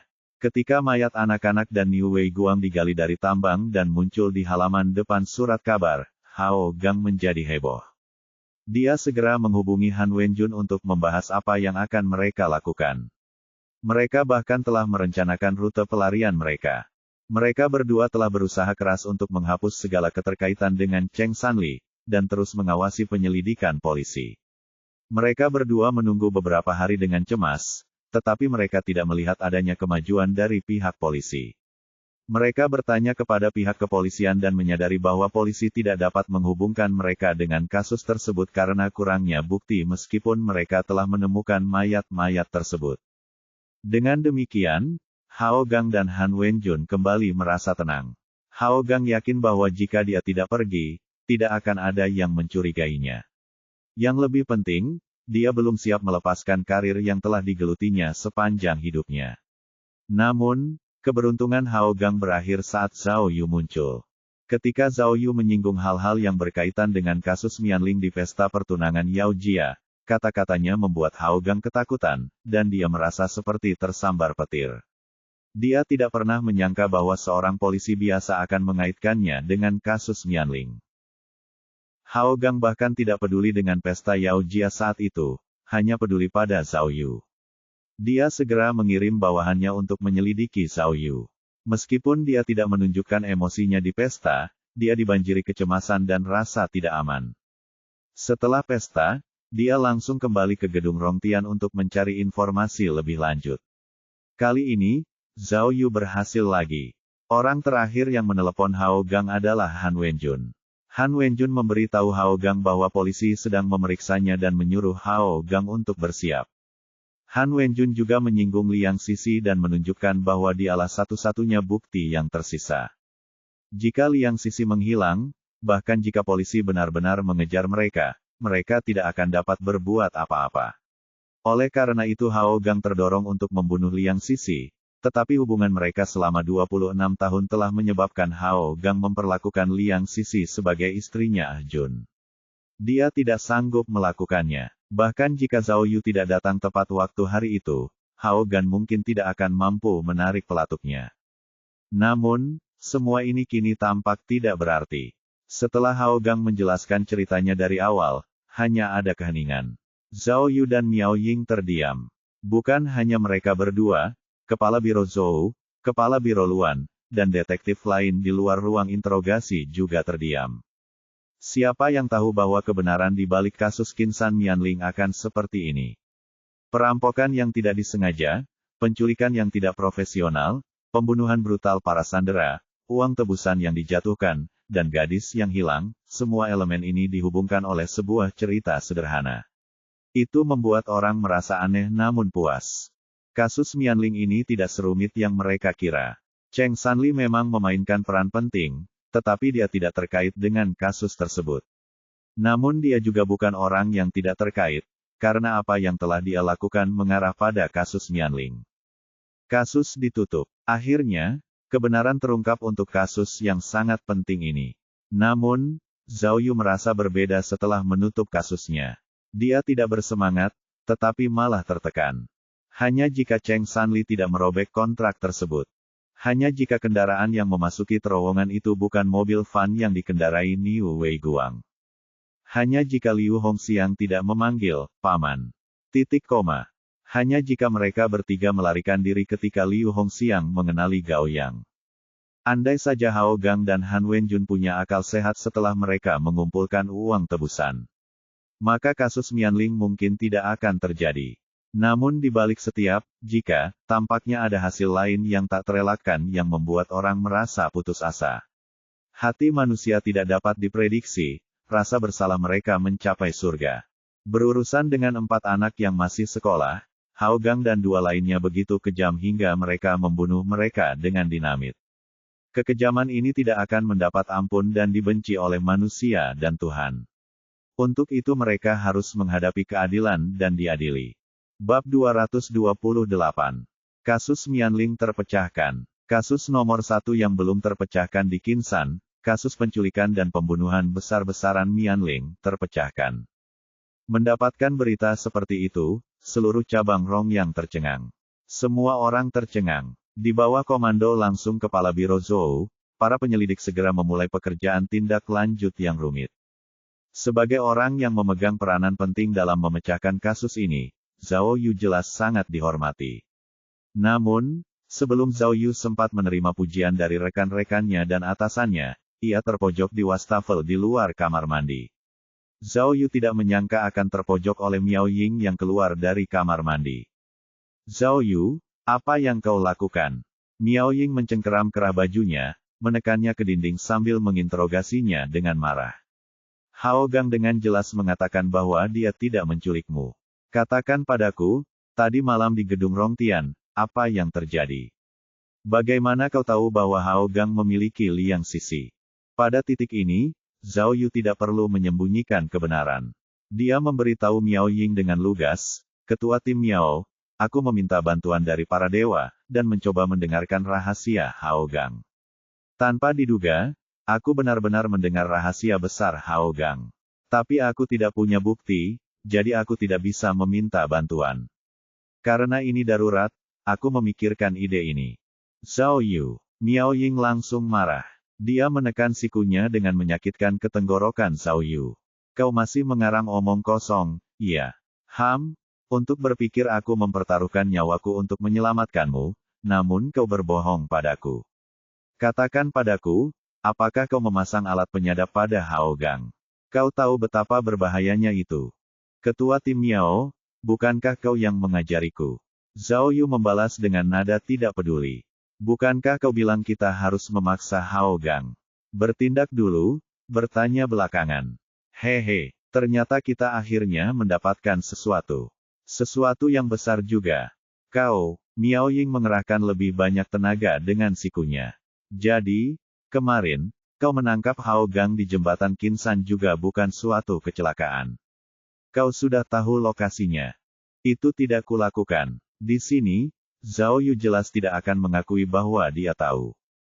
Jika kamu tidak percaya padaku, kamu bisa bertanya pada Zhang Jingfeng dan Liang Huan. Kami benar-benar tidak sengaja bertemu dengannya di jembatan. Ketika aku melihat Hao Gang, aku langsung menabrakkannya dengan mobil. Boom, bam, Hao Gang juga punya pistol. Kamu tidak melihat betapa hebatnya aku. Zhao Yu, Miao Ying sama sekali tidak mempercayainya dan berteriak dengan marah. Kau tahu kebenarannya tetapi tidak melaporkannya. Kau egois. Kau hanya menginginkan hadiah uang untuk dirimu sendiri. Tetapi bagaimana jika kita tidak menangkap Hao Gang? Pikirkan tentang konsekuensinya. Namun sebelum Miao Ying sempat menyelesaikan kalimatnya, Zhao Yu tiba-tiba memutar pergelangan tangan Miao Ying dan berbalik, lalu dengan cepat mendorong Miao Ying ke dinding. Tubuh mereka saling menempel erat. Tangannya menghantam dinding dan menciptakan situasi kabedon yang legendaris. Ini terjadi terlalu tiba-tiba, dan dengan kekuatan Zhao Yu, Miao Ying tidak bisa bereaksi sama sekali. Dengan keduanya yang begitu dekat, wajahnya tiba-tiba memerah. Ketua Tim Miao, wajah Zhao Yu masih menunjukkan ekspresi menggoda. Tidak perlu bicara lagi. Aku mengerti. Sekarang, kau memarahiku, menyalahkanku, semua itu karena kau mengkhawatirkanku, takut akan keselamatanku. Aku benar-benar tersentuh karena kau begitu peduli padaku. Apakah kau jatuh cinta padaku? Aku benar-benar menyukaimu. Zhao Yu bahkan tanpa malu-malu mencoba menempelkan mulutnya ke wajah Miao Ying, mencoba menciumnya lagi. Bajingan, Miao Ying jelas tidak akan membiarkannya melakukan apa yang diinginkannya.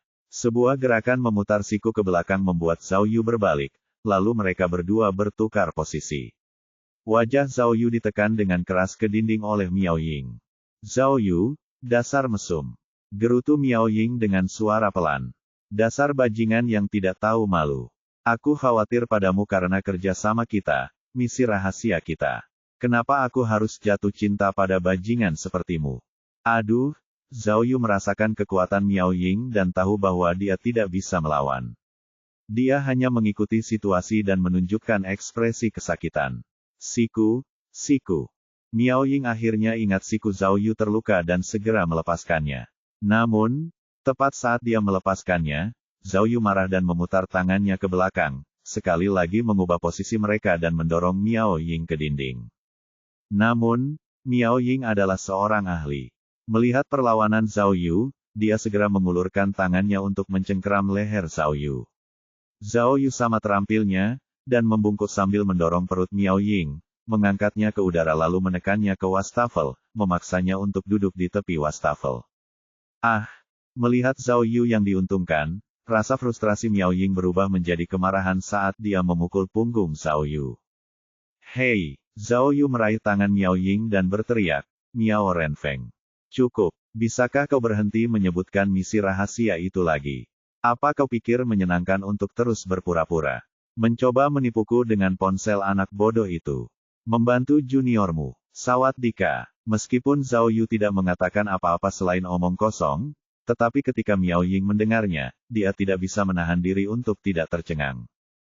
Kau, mata besar Miao Ying berbinar saat dia bertanya dengan tak percaya. Kau, bagaimana kau tahu? Zhao Yu mencengkeram erat tangan Miao Ying. Aku dengan mudahnya membocorkan rahasia Hao Gang, apalagi rahasiamu. Miao Renfeng, biar ku peringatkan kau, jangan permainkan aku seperti ini lagi. Kalau tidak, kau hanya akan menyakiti dirimu sendiri. Zhao Yu mulai menyenandungkan sebuah lagu. Lagu itu, adalah lagu yang disenandungkan Miao Ying di kamar mandinya. Saat itu, Miao Ying bahkan lebih terkejut lagi.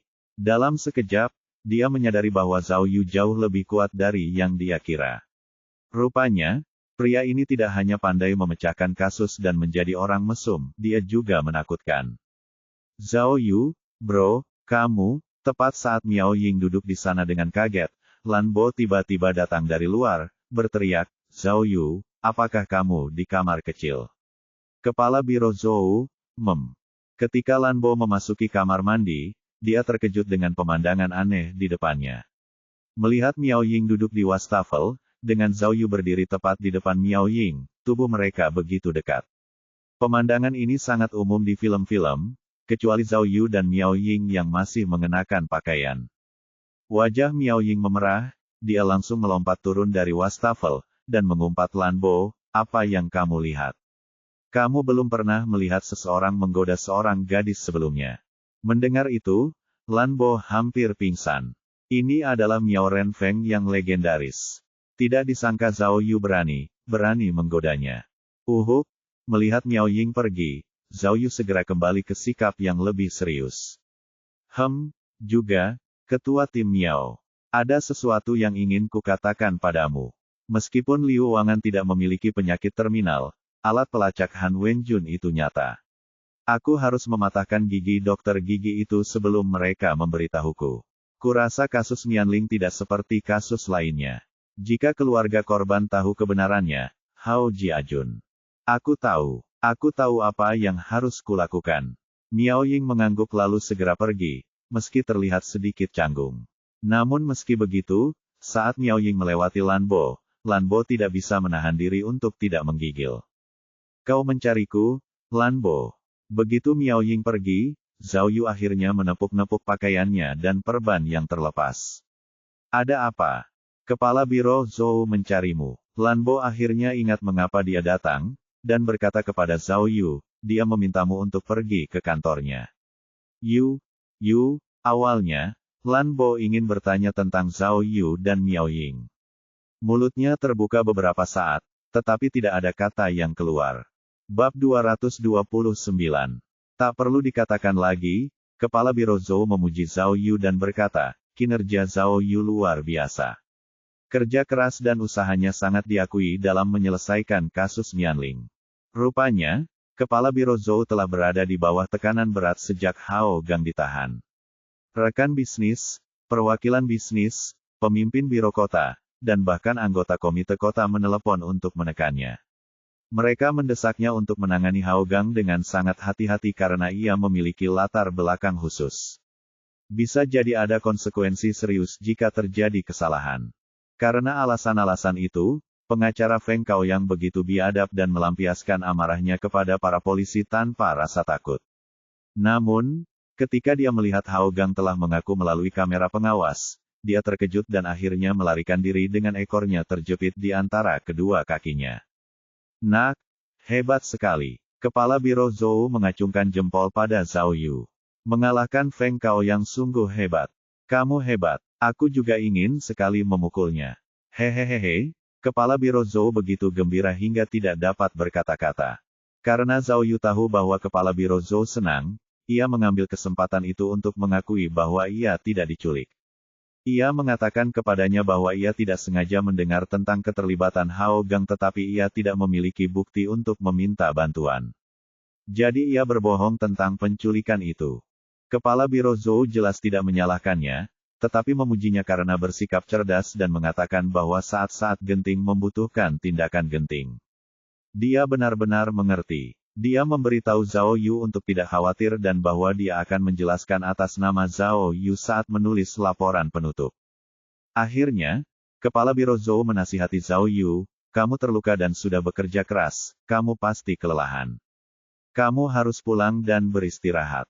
Biarkan rekan kerjamu membantumu menyelesaikan semua pekerjaan. Jangan khawatir, baik itu penghargaan atau hadiah uang, kamu akan mendapatkan bagianmu. Zhao Yu merasa senang saat mendengarnya. Ia benar-benar kelelahan. Ia tidak mendapatkan istirahat yang cukup selama beberapa hari terakhir. Tubuhnya sangat lelah. Istirahat adalah hal yang ia butuhkan. Jadi ia langsung pulang setelah meninggalkan kantor kepala biro. Meskipun pikiran Zhao Yu disibukkan dengan kasus Mianling, kelelahannya membuatnya tertidur sangat cepat. Dia tidur sepanjang hari. Dia tidak makan, dan dia bahkan tidak mendengar pesan berakhirnya sistem. Keesokan harinya saat ia bangun, ia menyadari bahwa ia memiliki perangkat tambahan di dalam sistemnya, setelan anti peluru yang tak terlihat, yang menandakan selesainya petualangannya pada hari sebelumnya. Ia tidak tahu berapa tingkat penyelesaian petualangannya. Zhao Yu akhirnya kembali bersemangat setelah tidur nyenyak. Dengan dimulainya hari baru, ia penuh dengan motivasi dan melihat masa depan yang cerah di depannya. Jadi dengan perasaan yang luar biasa ini, ia menghisap sebatang rokok untuk mendapatkan heksagram baru. Hasilnya sama seperti hari sebelumnya, sebuah heksagram, Zengen.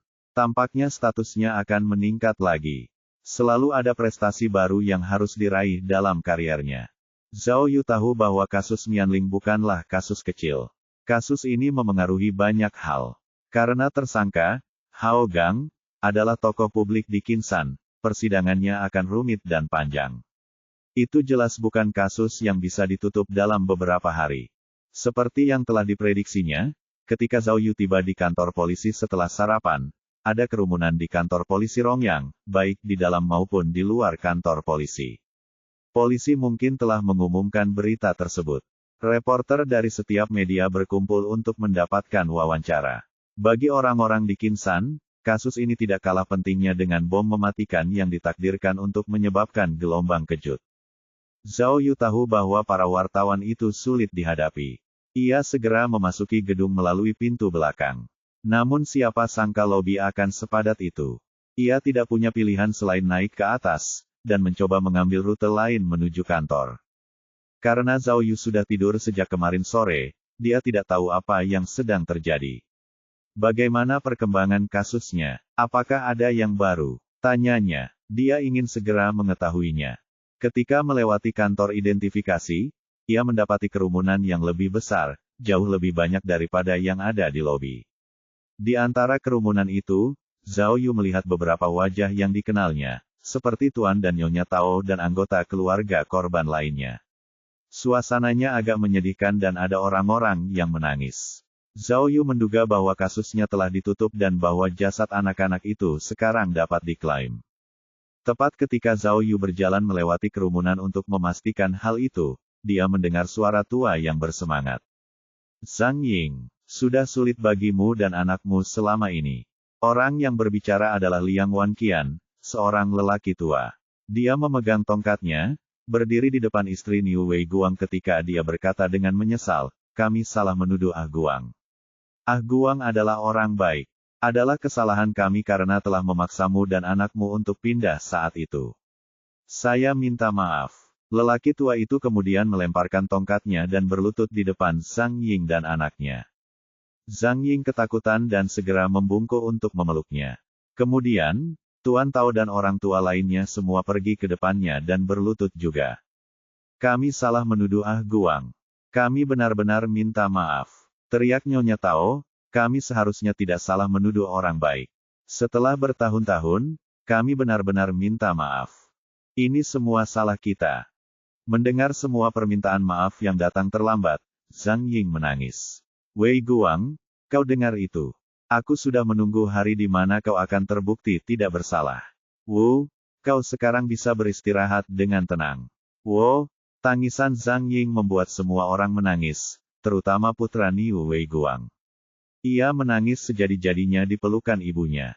Melihat situasi tersebut, Zhao Yu merasa gelisah dan rumit. Ia membenci kekejaman pembunuh yang menyebabkan begitu banyak penderitaan bagi keluarga-keluarga ini. Di sisi lain, ia merasa bangga karena Niu Wei Gang akhirnya terbukti tidak bersalah.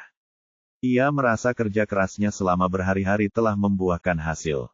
Namun Zhao Yu juga dapat melihat bahwa, di mata orang-orang ini, selain kesedihan, ada kebencian. Ia khawatir orang-orang ini mungkin berencana untuk membalas dendam pada Hao Gang dan yang lainnya. Gao yang tidak memiliki siapapun, tetapi Han Wenjun memiliki keluarga besar, dan Hao Gang memiliki putranya, Hao Jiajun. Apakah orang-orang ini akan kehilangan akal dan melakukan sesuatu yang buruk? Pada saat itu, bahkan Zhao Yu sendiri terjebak di antara iblis dan lautan biru. Dia tidak bisa lagi membedakan antara yang benar dan yang salah. Dia yakin bahwa Hao Gang dan Han Wenjun adalah dua pembunuh itu. Dia membenci mereka dan berpikir bahwa kematian tidak akan memberikan keadilan bagi mereka. Namun di sisi lain, dia tidak ingin melihat cucu Han Wenjun atau Hao Jiajun terbunuh karena hal itu. Seorang pria harus membayar dosanya sendiri, bukan keluarganya. Melakukan hal itu hanya akan melampiaskan amarah, tetapi tidak akan pernah menyembuhkan luka seseorang. Hal ini berlaku untuk kasus tangan hilang dan kasus Mianling. Zhao Yu tidak dapat menemukan keseimbangan dalam kedua kasus ini. Orang-orang jahat akan dihukum, tetapi kejahatan apapun yang telah mereka lakukan telah menyebabkan kerugian bagi orang lain yang tidak akan pernah dapat diperbaiki. Zhao Yu kembali ke kantornya dengan perasaan campur aduk. Kantornya sepi dan tidak banyak orang di sana. Itu tidak benar, pikirnya. Karena seluruh kantor polisi sedang sibuk menangani kasus Mianling, Zhao Yu berpikir bahwa para detektif akan sangat sibuk. Mengapa kantor polisi itu kosong? Tepat saat dia sedang berpikir, Li Bei ini tiba-tiba membawa kopi dari dapur. Dia menyapa Zhao Yu dengan gembira saat dia menyapanya. Ayah, bukankah ini detektif Zhao yang terkenal? Bro, kamu sekarang terkenal di antara petugas polisi Kinsan. Kudengar para pemimpin telah mengatur agar kamu diwawancarai di TV. Itu luar biasa bro. Cepat, beri aku tanda tangan. Jangan konyol, Zhao Yu merasa tersanjung, tetapi dia pura-pura tidak merasa tersanjung. Bei ini, di mana yang lainnya? Yang lainnya, Li Bei ini berpikir sejenak dan menjawab, oh, Kapten Jin baru saja kembali dan berada di kantornya. Semua orang sudah lama tidak melihatnya jadi mereka pergi untuk menyapa. Kapten Jin, si tua Jin. Zhao Yu terkejut. Apa yang membuatnya kembali? Kudengar dia baru saja menjalani operasi, jadi dia mungkin tidak bisa lagi bekerja di garis depan. Li Bei ini meletakkan kopinya dan melanjutkan, dia mungkin kembali hari ini untuk menjalani beberapa prosedur, dan dia mungkin akan dipindahkan ke pusat pelatihan untuk menjadi juru tulis. Hehehe, Zhao Yu tertawa dan berkata pelan, hebat. Pak Tua Jin, kau kembali tepat waktu. Bukannya itu tidak akan terjadi, hanya saja belum waktunya. Sudah waktunya untuk membalas dendam. Hehehe, dia berlari menuju kantor kapten tanpa menyadari kecurigaan Li Bei ini. Bab 230. Ah, Kapten Jinku. Sebelum Zhao Yu bahkan memasuki kantor, dia sudah mulai meratap, Kapten Jin. Aku di sini untuk menemuimu. Mendengar teriakan Zhao Yu, semua orang di ruangan itu minggir, memberi jalan bagi Zhao Yu. Zhao Yu berlari ke arah Kapten Jin sambil menundukkan kepalanya, meratap putus asa, Kapten Jin. Kau sungguh malang telah tertular penyakit parah seperti itu, namun tidak memberi tahu kami. Ah, hatiku hancur. Ah, melihat Zhao Yu seperti ini, Kapten Jin langsung waspada. Dia menatap Zhao Yu dengan pandangan penuh rahasia, mencoba menghentikannya mengoceh. Namun, Zhao Yu datang untuk membalas dendam. Jadi, tentu saja, dia mengabaikan yang lain dan melanjutkan ratapannya. Kalian masih belum tahu, kan? Osteosarkoma stadium akhir. Ah, para dewa tidak kenal ampun telah memberi Jin penyakit yang mengerikan. Apa? Seluruh kantor tercengang saat mereka saling memandang. Kalian tidak mendengar. Zhao Yu berkata, itu penyakit yang tidak dapat disembuhkan. Biar ku beritahu kalian, bahkan jika Jin memotong kakinya sekarang, dia hanya punya waktu 4 bulan untuk hidup. Tapi Jin tidak ingin hidup jadi dia menolak kakinya diamputasi. Ah, Zhao Yu, Jin tampaknya menyadari apa yang dilakukan Zhao Yu dan segera berkata, kamu salah dengar. Itu hanya sedikit nekrosis tulang. Jin, Zhao Yu tidak mau menerima penjelasannya dan langsung menerkam di depan Jin dan meratap sambil mencengkeram kakinya, kau terlalu baik. Seseorang yang lembut dan tidak mementingkan diri sendiri sepertimu, pemberani dan beringas sepertimu, bagaimana mungkin kau bisa tertular penyakit seperti itu? Berapa lama kau berencana menyembunyikannya? Teman-teman, Zhao Yu melambaikan tangan ke arah kerumunan. Semuanya, cepat dan perhatikan Kapten Jin dengan baik atau kalian tidak akan pernah mendapat kesempatan lagi. Ah, apa, Jin? Penyakit terminal, Zhao Yu. Jin sangat marah pada Zhao Yu, tetapi merasa bersalah karena menipunya dan tidak bisa membantah. Dia malah gemetar karena marah. Jin, Zhao Yu melanjutkan tanpa peduli, jangan khawatir, aku kaya sekarang. Aku akan membelikan peti mati terbaik untukmu. Aku akan berbicara langsung di pemakamanmu. Ah, Jin sayangku, para dewa benar-benar tak kenal ampun. Cara Zhao Yu menangis seperti badai yang tak berujung, seolah-olah dia sendiri sedang sekarat. Keputusasaannya sama persis dengan seseorang yang sedang berduka atas kematian. Kini para penyidik akhirnya punya waktu untuk bereaksi. Mereka segera bergegas maju untuk menanyakan kondisi Jin. Zhao Yu kemudian memanfaatkan waktu dan menerobos kerumunan, lalu berlari keluar dengan cepat. Di pintu, Zhao Yu menyeka ingusnya. Setelah mendengar kekhawatiran dan pertanyaan para penyelidik, serta penjelasan Jin yang membingungkan, dia akhirnya tertawa terbahak-bahak. Hehehe, Jin, kamu masih hidup. Seperti kata pepatah lama, apa yang terjadi akan terjadi lagi. Jika kamu berani menipuku, Zhao Yu, maka kamu sebaiknya siap menghadapi konsekuensinya. Hehehe. Puas, Zhao Yu kembali ke kantor tim A, tetapi melihat Miao Ying sedang duduk di sana. Ketika Miao Ying melihat Zhao Yu, dia langsung mencoba menghindarinya seolah-olah melarikan diri dari sesuatu yang menjijikkan. Oh, Zhao Yu tidak tahu malu. Nona Miao, apa yang Anda lakukan di sini? Apakah Anda punya waktu? Apakah Anda ingin mengobrol? Oh, jangan pergi. Pergi. Miao Ying menggeram frustrasi, lalu menghilang tanpa jejak. Hal ini terlihat oleh Li Bei yang sekali lagi tercengang. Tampaknya Zhao Yu telah membalikkan keadaannya. Bahkan Miao Ying yang sebelumnya tampaknya telah menjinakkan Zhao Yu pun telah gagal. Zhao Yu melihat sekeliling dan hanya melihat Li Bei di kantor. Dia bertanya padanya, mengapa Miao Ying ada di sini?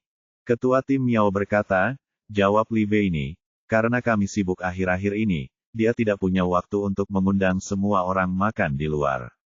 Jadi hari ini, dia ingin mengajak semua orang di tim investigasi ke restoran Lao Qinsao, dan memintaku untuk memberitahu semua orang. Makanan. Zhao Yu memikirkannya. Restoran Lao Qinsan adalah salah satu restoran kelas atas di Qinsan. Pertama, karena sulit mendapatkan tempat duduk, dan kedua, karena harganya mahal. Hanya orang kaya yang punya uang lebih banyak daripada yang bisa mereka belanjakan yang akan mengundang orang untuk makan di sini. Tampaknya Miao Renfeng siap merogoh kocek dalam-dalam untuk ini. Zhao Yu memutar matanya, lalu bertanya, ini, Miao Renfeng itu. Oh tidak, ketua tim Miao, apakah dia mengatakan hal lain? Apakah ada persyaratan khusus, seperti? Li Bei ini sangat cerdas. Dia langsung tahu apa yang dimaksud Zhao Yu dan menjawab dengan cepat. Ketua tim Miao hanya mengatakan semua orang di unit investigasi kasus utama. Tidak ada yang spesifik. Tapi, saya pikir jika Anda tidak pergi, ketua tim Miao akan sangat senang. Senang. Zhao Yu tertawa. Bagaimana caranya membuatnya bahagia? Bahkan jika dia tidak memintaku, aku akan melakukannya. Hehehe. Mesum. Li Bei ini mendesah pelan, lalu bertanya, senior, kau benar-benar tidak bisa melakukan ini. Dari kasus tangan hilang, menangkap Yang Wen Tao, memecahkan kasus pembantaian, dan sekarang, kau bahkan memecahkan kasus Mianling yang besar. Apa?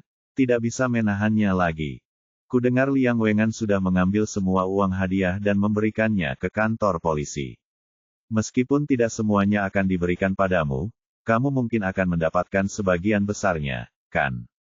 Oh, benarkah? Zhao Yu berpura-pura tidak tahu, tetapi dia cukup bersemangat. Dia segera bertanya kepada Li Bei ini apakah ada berita lain tentang kasus tersebut. Li Bei ini mengatakan kepadanya bahwa keluarga Liang Sisi telah melihat Liang Sisi. Meskipun Liang Sisi telah disiksa oleh Hao Gang dan tidak stabil secara emosional, melihat bahwa anak mereka yang telah menghilang selama 26 tahun masih hidup, orang tuanya tetap bahagia. Dokter mengatakan bahwa kondisi Liang Sisi tidak separah yang mereka duga sebelumnya. Dengan sedikit rehabilitasi, ia masih memiliki kesempatan untuk kembali normal. Mereka percaya bahwa dengan bantuan orang tuanya, Liang Sisi akan pulih perlahan. Selain itu, berita lainnya adalah ketika Gao Qian mendengar bahwa sepupunya sendiri, Gao Yang, adalah bagian dari kasus Mianling, dan bahwa dia telah membunuh anaknya, dia sangat marah hingga terkena serangan jantung. Dia dikirim ke rumah sakit untuk perawatan darurat, tetapi tampaknya situasinya tidak menggembirakan. Kasus Mianling mungkin akan mendapatkan korban baru. Li Bei ini juga mengatakan bahwa para petinggi kepolisian mengetahui bahwa kelima keluarga korban cukup berpengaruh di Qinsan. Mereka khawatir bahwa kelima korban akan mencoba membalas dendam kepada putra Han Wenjun dan Hao Gang. Karena itu, Kepala Biro Liao telah menghubungi beberapa petinggi dan mengumpulkan Liang Wangan dan yang lainnya. Mereka mengadakan pertemuan belasungkawa kecil, sebagian untuk menghibur kelompok itu dengan sabar, tetapi juga untuk mengingatkan mereka bahwa polisi sangat menentang aktivitas ilegal apapun, dan meminta mereka untuk tidak memperburuk situasi lebih lanjut. Karena beratnya kasus tersebut, Hao Gang juga dipindahkan ke penjara Qinan. Ia membutuhkan keamanan maksimum. Hukumannya juga dipindahkan ke Biro Investigasi Kriminal tingkat kota. Rupanya, melalui penyelidikan lebih lanjut, lebih banyak bukti muncul. Selain kasus Mianling, semua kegiatan ilegal lain yang dilakukan Hao Gang juga terungkap. Dia benar-benar penjahat di antara para penjahat. Saat berusaha mencapai puncak, dia telah melakukan banyak kegiatan kriminal. Dia benar-benar pengaruh yang mengerikan bagi dunia. Zhao Yu memikirkannya. Jika semua geng Hao terlibat dengan polisi, maka itu berarti semua bukti geng Hao menyuap pejabat tingkat provinsi akan terungkap juga. Jika demikian, maka misi rahasia Su yang juga akan lebih berhasil. Pukul 10 lewat tengah hari, berita datang dari kantor polisi. Percobaan bunuh diri Han Wenjun telah gagal, dan dia kini telah sadar.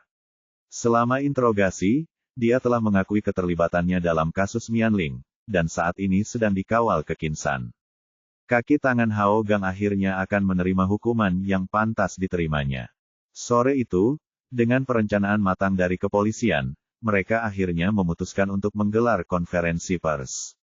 Polisi akan mengumumkan situasi terkait kasus Mianling secara terbuka. Begitu kasus yang belum terpecahkan di Qinsan itu terpecahkan, berita itu pun menyebar dengan cepat ke seluruh media dan menjadi perbincangan hangat di kota, provinsi, dan seluruh negeri. Namun, meskipun kantor polisi sangat sibuk, Zhao Yu merasa benar-benar kosong. Ia tinggal di kantor sepanjang hari. Selain menunggu undangan makan malam dari Miao Ying, tidak ada lagi yang bisa ia lakukan. Dalam kebosanannya, ia mulai mengatur item-item sistem dalam benaknya, mencoba membuat inventaris. Dari pengalamannya, ia tahu bahwa semua barang mempunyai kegunaannya masing-masing. Maka dari itu, ia harus mengingat fungsinya agar dapat menggunakannya dengan baik dalam keadaan darurat. Yang mengejutkannya, saat sedang melakukan inventarisasi, dia tiba-tiba menyadari sesuatu. Tanpa diduga, pelacak tak terlihat dan alat pendengar tak terlihat itu masih berfungsi. Pelacak itu masih menunjukkan lokasi Hao Gang, dan alat pendengar tak terlihat itu masih ada di Zai Linlin. Zhao Yu melihat jam tangannya. Barang-barang itu bertahan selama 48 jam, jadi masih ada waktu sebelum berhenti bekerja. Tiba-tiba, rasa ingin tahu Zhao Yu muncul. Ia ingin mendengarkan dan melihat apakah Zai Linlin masih berselingkuh dengan Hao Jia, atau mungkin ada sesuatu yang lebih baik. Ia menyalakan alat penyadap. Suamiku. Tepat saat lampu menyala, suara manja Zai Linlin berkata, aku sudah mencarinya begitu lama. Siapa yang tahu jam berapa mobil kita dicuri? Bagaimana aku bisa memeriksa semua rekaman ini? Tentu saja, sebuah suara berat terdengar. Mobil kita Audi Q7. Kau tahu berapa biayanya jika kita harus memperbaikinya sendiri? Lihat, kita pasti bisa menemukan siapapun yang melakukannya. Jika aku menemukan siapa yang merusak mobil itu, aku akan membunuh mereka. Oh, Zhao Yu mengerti. Sepertinya Zai Linlin sedang berbicara dengan suaminya, dan mobil mereka telah dicuri oleh seseorang. Mereka sedang melihat kamera pengawas di mobil. Dengan drama keluarga yang kasar seperti ini, Zhao Yu tidak tertarik. Dia segera mencari tombol, ingin mematikan pembicaraan. Namun, saat dia hendak mematikannya, suara teriakan kaget Zai Linlin tiba-tiba terdengar. Wah, suamiku, kemari lihat, apa ini? Teriakan Zai Linlin menarik kembali perhatian Zhao Yu, jadi dia tidak langsung mematikannya. Apa ini? Ini sangat kabur. Suami Zai Linlin tampaknya memiliki beberapa masalah penglihatan. Tidak, Zai Linlin tampak menunjuk ke layar sambil berteriak kaget. Bukankah itu seseorang yang dirampok? Lihat, orang itu dimasukkan ke dalam bagasi. Aku akan memutarnya kembali untukmu. Beberapa detik kemudian, teriakan kaget Zai Linlin terdengar lagi. Ah, orang itu diculik, bukankah itu Hou Meng?